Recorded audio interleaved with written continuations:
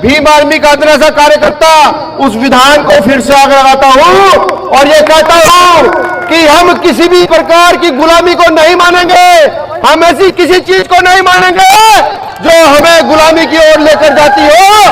आज सार्वजनिक तौर पर पुनः इस मनुस्मृति नाम की किताब को पुनः मैं आग लगाता हूं। ये तो मेरा आक्रोश था जो आपने देखा। अब वो बात जो हकीकत में होनी चाहिए, वो बात जो बात भारत के प्रत्येक नागरिक को समझनी चाहिए, वो बात जो इस देश की महिलाओं को, पुरुषों को, दलितों को, पिछड़ों को समझनी चाहिए। यह भी देखना पड़ेगा कौन बाबा साहब अम्बेडकर का असली अनुयायी है। मैं गर्व से कहता हूं, जब मैं भाई चंद्रशेखर आजाद का नाम लेता हूं, मैं गर्व से नाम लेता हूं कि मेरा नेता गोली खा करके भी, मेरा नेता जेल जा करके भी, मेरा नेता अपनी हड्डियां तोड़वा करके भी डॉक्टर अंबेडकर के मिशन पर खड़ा है। हर गरीब, गुरबे, शोषित, वंचित की आवाज को संसद में उठा देने का काम करता है। मैं गर्व से उसका नाम लेता हूं। वही आज महत्वपूर्ण दिन है। उसी महत्वपूर्ण दिन के उपलक्ष्य में यह कार्यक्रम रखा गया है। हालांकि महाराष्ट्र, मध्य प्रदेश के अंदर आज भी कुछ ऐसे बकवास करने वाले लोग पैदा हो गए हैं जो उस पुस्तक का पालन करना आज भी चाहते हैं और लगातार बयान पे बयान दिए जा रहे हैं। इस देश के अंदर अगर व्यवस्था परिवर्तन की बात कोई करता है तो इसको इस देश में मूर्ख बताया जाता है, मूर्ख। और इस देश में आडंबर के धर्म की बात कोई करता है तो उसे इस देश में सम्मान भी दिया जाता है।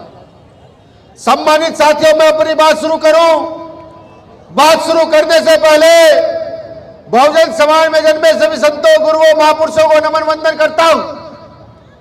मैं उन सभी तमाम साथियों को नमन वंदन करता हूं जिन्होंने यहां अपने हक अधिकार बचाने के लिए SC/ST आंदोलन को अपने खून से सींचने का काम किया।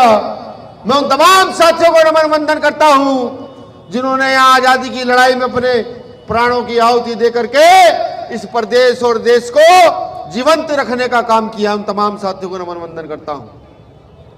सम्मानित साथियों, अभी एक कार्यक्रम मध्य प्रदेश में हो रहा था।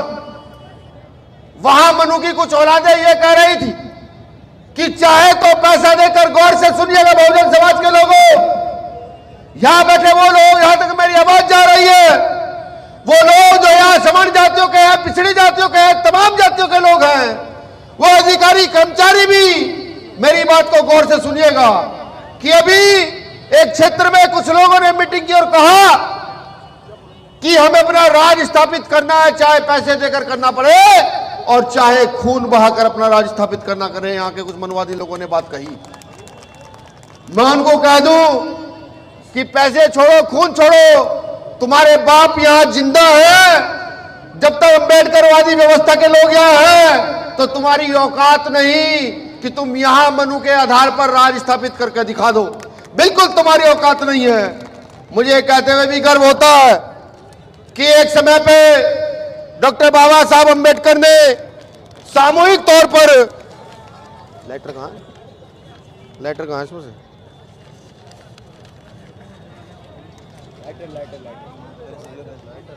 एक समय पे डॉक्टर बाबा साहब अम्बेडकर ने सामूहिक तौर पर इस देश के विधान को आग लगाई थी। वो विधान जो मनु ने बनाया था और उस विधान को आग लगा करके ये बताया था कि हम गुलाम नहीं है। आज मैं भीम आर्मी का इतना सा कार्यकर्ता उस विधान को फिर से आग लगाता हूं और ये कहता हूं कि हम किसी भी प्रकार की गुलामी को नहीं मानेंगे। हम ऐसी किसी चीज को नहीं मानेंगे जो हमें गुलामी की ओर लेकर जाती हो। आज सार्वजनिक तौर पर पुनः इस मनुस्मृति नाम की किताब को पुनः मैं आग लगाता हूं। सम्मानित साथियों, ये तो मेरा आक्रोश था जो आपने देखा। अब वो बात जो हकीकत में होनी चाहिए, वो बात जो बात भारत के प्रत्येक नागरिक को समझनी चाहिए, वो बात जो इस देश की महिलाओं को, पुरुषों को, दलितों को, पिछड़ों को समझनी चाहिए। मैं आपको याद कराऊंगा 26 जनवरी 1950 का दिन, जब डॉक्टर बाबा साहब अम्बेडकर आप सबके हाथ में कलम सौंप कर चले गए, आप सबके तन पर अच्छे कपड़े डालकर चले गए, आप सबके घरों में आजादी देकर चले गए, इन महिलाओं को इनका अधिकार देकर चले गए। 26 जनवरी 1950 के 50 में डॉक्टर बाबा साहब अम्बेडकर ने इस देश में संविधान लागू कराया था।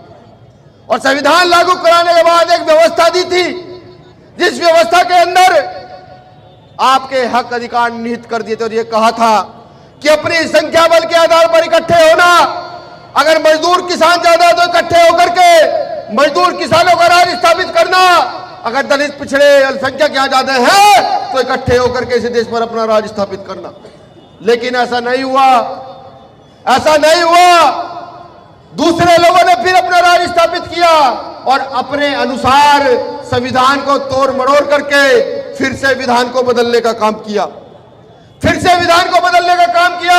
हम सोते रहे, हमने समझा नहीं, आज समझने का समय आ गया। अगर आप ये सोचते हो कि आपका बच्चा अच्छे स्कूल में पढ़ जाए, सिर्फ सोच, ये बात आपकी सोच में रह जाएगी।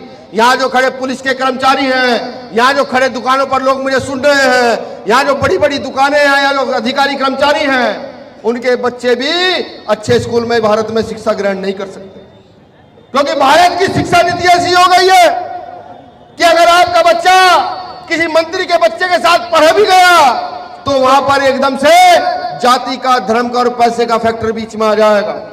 क्या आप नहीं चाहते देश में एक जैसी शिक्षा हो जाए? आपका बच्चा, विधायक का बच्चा, डीएम का बच्चा, एसपी का बच्चा एक जैसे स्कूल में पढ़ जाए, मजदूर का बच्चा, किसान का बच्चा एक जैसे स्कूल में पढ़ जाए। क्या आप ये नहीं चाहते? ये अगर चाहते हो, ये अगर चाहते तो उसको एक ही चीज कर सकते हैं, इस देश का संविधान और संविधान में लिखित लोकतंत्र का अधिकार, और उस लोकतंत्र में आपके वोट की ताकत इस काम को कर सकती है, वरना दूसरी कोई ताकत नहीं वो इस काम को कर दे। आपने देखा होगा कि जब बुखार का सीजन चलता है तो बुखार जब होता है तो आप प्राइवेट हॉस्पिटल में जाते हो और 50,000 रुपए में आपके बच्चे का इलाज होता है। आप ब्याज पे लो, जेवर बेचो, जमीन बेचो, उस 50,000 रुपए में आपके बच्चे का इलाज किया जाएगा।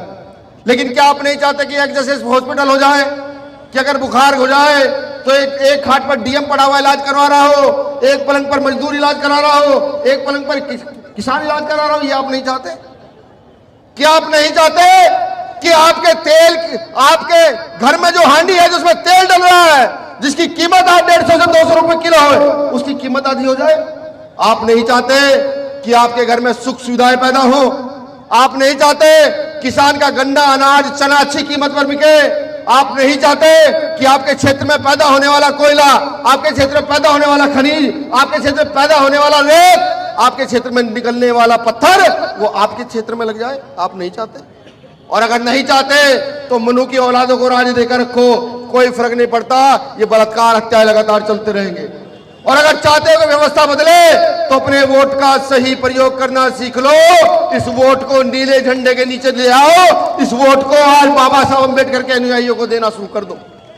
यह भी देखना पड़ेगा कौन बाबा साहब अम्बेडकर का असली अनुयायी है।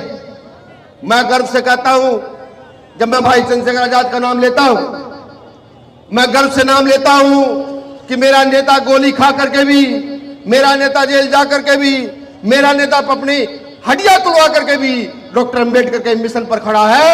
हर गरीब, गुरबे, शोषित, वंचित की आवाज को संसद में उठा देने का काम करता है। मैं गर्व से उसका नाम लेता हूं। ऐसे ही नेता पैदा होने की आवश्यकता है। अगर आप ये चाहते हैं कि ऐसा नेता पैदा हो तो अपने अंदर सुधार करो, अपने अंदर परिवर्तन लाओ, अपनी व्यवस्था को बदलने का काम करो। अपने घर में रखी हुई टूटी चारपाई को देखो, अपने कच्ची छत को देखो, उन कच्चे छप्पर को देखो जो आपके घरों पर डले हुए हैं। ये तो सोचो कि अगर इसको बदलना है, ये छप्पर पक्के मकान में परिवर्तित करना है, ये बच्चे जो पढ़ नहीं रहे अच्छी शिक्षा देनी है, तो अपने वोट का सही प्रयोग करना सीख लो मेरे साथियों। क्योंकि बाबा साहब अम्बेडकर ने 26 जनवरी 1950 को जब संविधान लागू कराया तो उस समय बाबा साहब अम्बेडकर के साथ के नेता उन्होंने एक बात और कही थी। इस बात को गौर से सुनिएगा। उन्होंने कहा था डॉक्टर अंबेडकर अपने लोगों को अधिकार तो दे चले हो, लेकिन इनमें इतनी बुद्धि कहां से लाओगे, इनमें इतना परिवर्तन कहां से लाओगे? हम इनको डराएंगे, धमकाएंगे, ना काम चला तो खरीदेंगे, राजा अपना बनाएंगे। उन्होंने ऐसा ही किया। उन्होंने डराया, धमका, कुछ लोग डर गए, कुछ धमक गए, जो डरे नहीं उनको खरीदा गया। उन्होंने इस देश में राजा अपना बना दिया और राजा अपना बना करके बलात्कारियों को सजा होनी चाहिए थी, उन बलात्कारियों की जमानतें हो गई।